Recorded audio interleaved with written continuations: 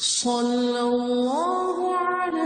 محمد صلی اللہ علیہ وسلم۔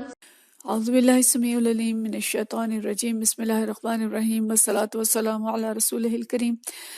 باب الحیض جاری ہے، اور باب الحیض میں آج جو باب ہم پڑھیں گے اس کا نام ہے الطیب للمرأۃ عند غسلها من المحیض، کہ حیض کے غسل کے بعد عورت کے لیے خوشبو کا استعمال، حیض کا غسل کرنے کے ساتھ ہی عورت خوشبو کا استعمال بھی کرے، کیونکہ اگر اس کی کوئی تھوڑی بہت اسمیل یا بدبو خون کی رہ گئی ہے تو وہ دور ہو جائے۔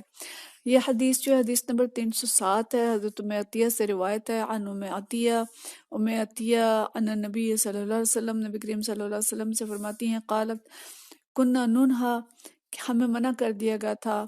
ان نحد علی میت، کہ ہم سوگ منائیں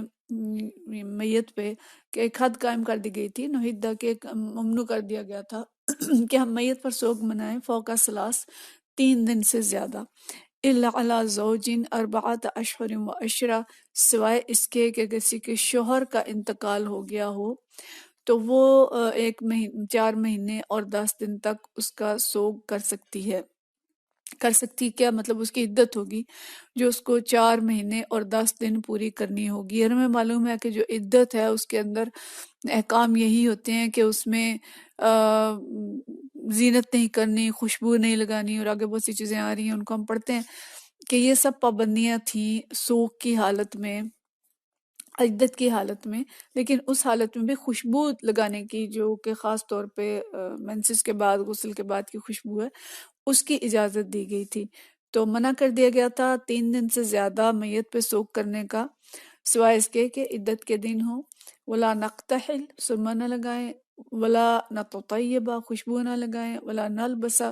ثوب مسبوغا، رنگا ہوا کپڑا استعمال نہ کریں، الا ثوب عصب، سوائے عصب کے کپڑے کے، اس کی ہم تفصیل بھی دیکھتے ہیں۔ وقد رخص لنا عند الطہر، لیکن ہمیں رخصت دی گئی تھی اس بات کی کہ جب ہم پاکی حاصل کریں، اذا اغتسلت احدانا من محیضها، جب ہم میں سے کوئی غسل کرے حیض کا، فی نبذۃ من قسط اظفار، کہ اس بات کی کہ ہم اس وقت ایک روئی کا ٹکڑا لیں، جسے ہم کہہ سکتے ہیں کہ کاٹن سویب لیں، اور اس کے اوپر قسط اظفار، قسط خوشبو، اور اظفار ایک خاص علاقہ تھا یمن کا جہاں سے خوشبو آتی تھی، لکڑی ہوتی تھی خوشبودار کی جس سے کپڑے کو وہ دھونی دیا کرتے تھے، تو وہ خوشبو جو ہے وہ لگا سکتے تھے۔ وَكُنَّا نُنْهَا عن اتباع الجنائز، اور ہمیں جنازوں کا پیچھا کرنے سے، جنازوں کے ساتھ جانے سے منع کیا گیا تھا۔ اور رواہ حشام بن حسان عن حفصہ عن ام عطیہ عن نبی صلی اللہ علیہ وسلم، یہ حدیث جو ہے ایک دوسری روایت سے بھی آئی ہے، دوسرے طریقے سے بھی آئی ہے، جو طریقہ یہ امام بخاری خیر میں بیان کرتے ہیں کہ اس کو حشام بن حسان نے حضرت حفصہ سے، اور انہوں نے حضرت ام عطیہ سے اس کو بیان کیا۔ یہ حفصہ جو ہے حفصہ بنت سیرین ہے، یہ حضرت حفصہ بنت عمر نہیں ہے۔ تو یہ حدیث جو ہے اس میں بہت سے احکام ہمیں پتہ چلتے ہیں، اگرچہ اس کا موضوع جو ہے وہ یہ ہے کہ غسل کے بعد خوشبو لگانی چاہیے، لیکن اس کو جو لائے ہیں پورے دلائل کے ساتھ، اور ایک حدیث لمبی حدیث ہے۔ تو اس میں پہلی بات تو یہ کہ فوتگی پر 3 دن سے زیادہ سوگ منانے سے منع کیا گیا۔ اب ہمارے ہاں جو طریقہ کار ہے ہمارے دیہات میں خاص طور پہ، کہ کئی دن تک بس وہ چٹائیاں بچھی رہتی ہیں، لوگ آتے ہیں اور آ کے روتے بھی ہیں اور رلاتے بھی ہیں، اور سوگ جو ہے بہت طویل ہو جاتا ہے۔ ایک تو یہ ہے کہ جس کو جب پتہ چلے وہ تعزیت کے لیے آئے، یہ الگ بات ہے، لیکن جیسے کہ ہمارے ہاں طریقہ ہے کہ 3 دن تک تو جو لوگ سمجھدار ہیں وہ تو 3 دن تک اس کو رکھتے ہیں، لیکن باقی لوگ جو ہیں وہ کئی دن تک، جیسے پنجابی میں کہتے ہیں پھوڑی ڈالے رکھتے ہیں، اور پھوڑ اور چٹائیاں بچھائے رکھتے ہیں۔ اس کا مطلب ہوتا ہے کہ ہمارا سوگ ابھی جاری ہے،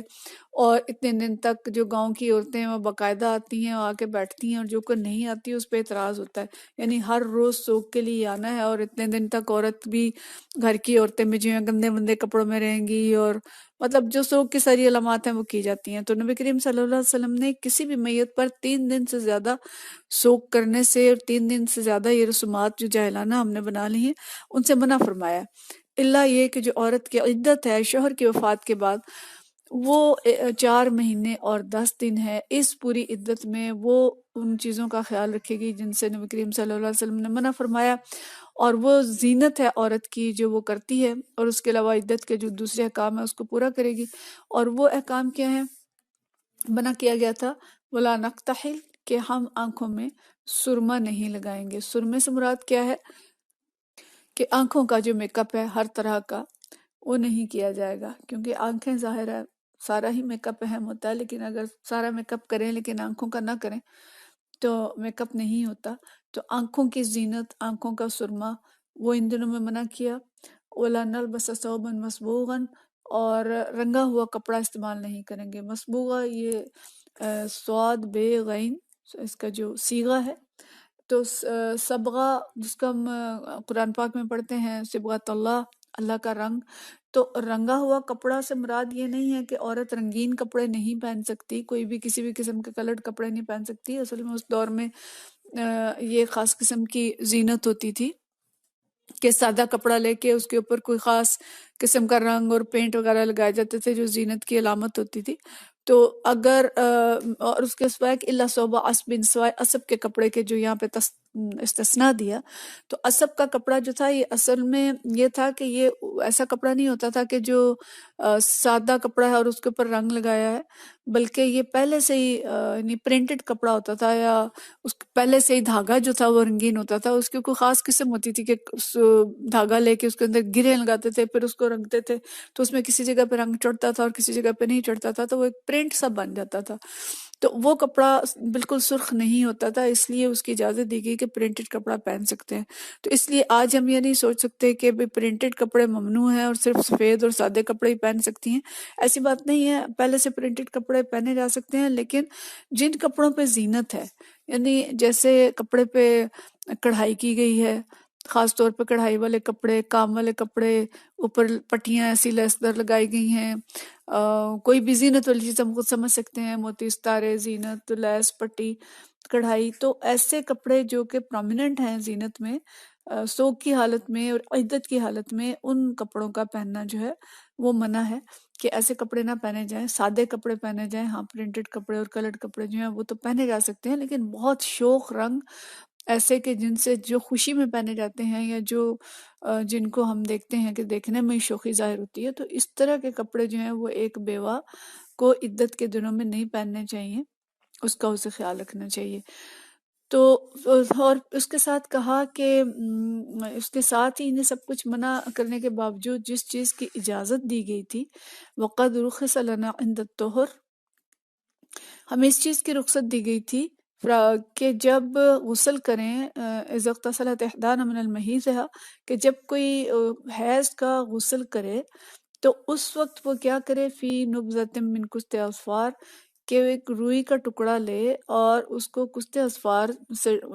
ٹچ کر کے، مطلب یہ کہ کوئی ہلکی سی خوشبو، ڈیوڈرنٹ ٹائپ کی خوشبو، اس وقت یہ جو قسط اظفار تھی یہ قسط عود تھا، خوشبو تھی ایک خاص قسم کی، اور اظفار جو ہے یمن کے ایک شہر کا نام تھا، وہاں ایک لکڑی ہوتی تھی خاص قسم کی جس سے وہ دھونی دیتے تھے کپڑوں کو یا چیزوں کے اندر خوشبو جو ہے وہ ڈالا کرتے تھے۔ تو یہ کہا جاتا ہے کہ یہ لکڑی آتی تھی ہند، اور ہند سے یہ پھر بحری راستے سے ہو کے عود بھی اس کے ساتھ، تو یہ ملا کے یہ چیز جو یہ عرب میں جاتی تھی، تو اس کو قسط اظفار کے طور پہ استعمال کیا جاتا تھا، خوشبو کے طور پہ عود اور وہ لکڑی دونوں مل کے، تو اس کی خوشبو تھی جو استعمال کی جاتی تھی۔ تو عورت کو یہ اجازت دی گئی اور اسے کہا گیا کہ تم یہ خوشبو خاص قسم کی جو ہے اس سے روئی کا ایک ٹکڑا لے کے، نبضہ چھوٹا سا ٹکڑا خوشبو کا جسے ہم سویب کہہ سکتے ہیں،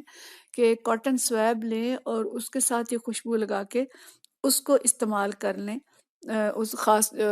جگہ پہ جہاں پہ کہ خون لگا ہو، تاکہ وہ بدبو جو ہے وہ جاتی رہے۔ مطلب یہ ہے کہ اللہ اتنا نظافت پسند دین ہے، اور نظافت اتنی پسند ہے کہ ذرا سے بھی اگر کوئی بدبو ہے تو وہ پسند نہیں کی گئی۔ یعنی عورت کے لیے یوں تو خوشبو منع ہے کہ وہ تیز قسم کی خوشبو لگا کے باہر جائے، یہ ناپسندیدہ ہے، اور اس کو کہ وہ خود بھی ریجھے، دوسروں کو بھی رجھائے، اور اس کی خوشبو سے لوگ متاثر ہوں اور لوگوں کا ہیجان پیدا ہو، اس قسم کی خوشبو عورت کو بہرحال ممنوع ہے، اس قسم کی زینت جو وہ ممنوع ہے۔ لیکن ایسی ہلکی ڈیوڈرنٹ جس سے بدبو جاتی رہے، پسینے والی جگہ پہ بھی اس کو لگا سکتے ہیں، اور خاص طور پہ مینسس کے غسل کے بعد اس طرح کی خوشبو کا استعمال اس کا حکم دیا گیا ہے کہ یہ لگائیں، اور اس کا ہم بہت سی ہمارے ہاں لوگوں کو اس چیز کا پتہ نہیں ہے، تو اس کو ہم سمجھیں کہ اس خوشبو کا لگانا جو ہے اس کا حکم دیا گیا، آگے کی حدیث میں بھی ہم پڑھتے ہیں ابھی۔ پھر اس کے بعد فرمایا وَكُنَّا نُنْهَىٰ عَنِ اتِّبَاعِ الْجَنَائِزِ، اور ہمیں جنازے کے ساتھ جانے سے روک دیا گیا تھا، یعنی عورتیں جو ہیں وہ جنازے کے ساتھ نہ جائیں، جب جنازہ جائے تو قبرستان کی طرف صرف مرد ہی جائیں۔ تو یہ بھی ہم اپنے دیہات کے ماحول میں تو خاص طور پہ دیکھتے ہیں، پنجاب کے اندر اور دوسری جگہوں پہ بھی یہ چیز ہوگی لازماً کہ عورتیں جو ہیں بہت زیادہ بین کرتی ہیں، جزا و فضا کرتی ہیں، بعض کا سینہ کو بھی کرتی ہیں، ماتم کرتی ہیں، اونچی آواز میں روتی ہیں، اور جنازے کے پیچھے پیچھے اگر وہ روتی جاتی ہیں تو ظاہر ہے ایک اچھی بات نہیں ہے۔ تو اس چیز سے منع کیا، ویسے ہی منع کیا گیا جزا و فضا سے اور بین کرنے سے، لیکن عورتوں کو پھر جنازے کے پیچھے جانے سے بھی روک دیا گیا کہ اگر اس چیز سے باز نہیں آتی تو یہ حکماً کہا گیا کہ جنازے کے پیچھے نہیں جائیں گی، اور جنازہ صرف مرد لے کے جائیں گے۔ اس کی اور بھی مصلحتیں ہیں، لیکن بہرحال عورت کی جو کم ہمتی اور بے صبری ہوتی ہے ایسے موقع پہ، خاص طور پہ وہ ایک وجہ ہے۔ اور یہ بھی ہم ذہن میں رکھیں کہ جو ہماری بہت سی رسومات ہیں اموات کی، اس کی سوگ کے عدت مطلب فوتگی کے وقت کی، وہ بہت ہی جاہلانہ ہیں، تو اس میں بھی ہم علم دین حاصل کریں اور ان جاہلانہ رسوم سے چھٹکارا حاصل کریں، خود بھی اس چیز کو سمجھیں، اور ہم اپنے اہل خاندان کو بھی ان چیزوں سے آگاہ کریں کہ جو بہت سی چیزیں دین کے نام پہ بھی داخل ہو گئی ہیں، اور بے دینی اور جو بہت سی رسومات ہماری جاہلانہ چلی آ رہی ہیں،